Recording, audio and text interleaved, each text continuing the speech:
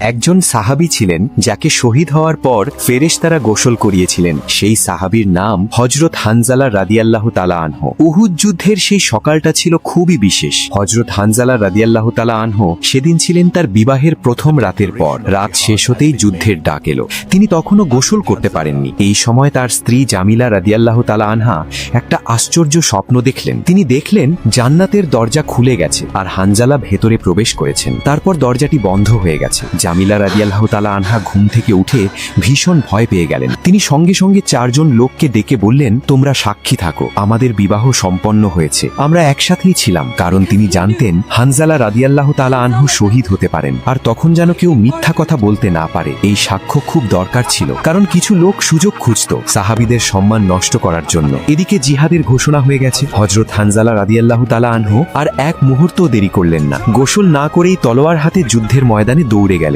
উহুদ যুদ্ধে তিনি সাহসের সাথে লড়লেন এবং অবশেষে তিনি শহীদ হলেন। যুদ্ধ শেষ হওয়ার পর সাহাবীরা তার দেহ খুঁজে পেলেন। তখন তারা অবাক হয়ে দেখলেন তার মাথা ভেজা, পানি ঝরছে। তখন হযরত মুহাম্মদ সাল্লাল্লাহু আলাইহি ওয়াসাল্লাম বললেন, আমি নিজ চোখে দেখেছি ফেরেশতারা আকাশ আর পৃথিবীর মাঝখানে মিষ্টি বৃষ্টির পানিতে হানজালাকে গোসল করাচ্ছেন। এরপর নবীজি সাল্লাল্লাহু আলাইহি ওয়াসাল্লাম মুচকি হেসে বললেন, সে দুনিয়াতে গোসল করতে পারেনি, তাই আল্লাহ তাকে ফেরেশতাদের দিয়ে গোসল করিয়েছেন। এই কারণেই ইতিহাসে হযরত হানজালা রাদিয়াল্লাহু তাআলা আনহু পরিচিত হয়ে গেছেন গাসিলুল মালাইকা, অর্থাৎ যাকে ফেরেশতারা গোসল করিয়েছিলেন।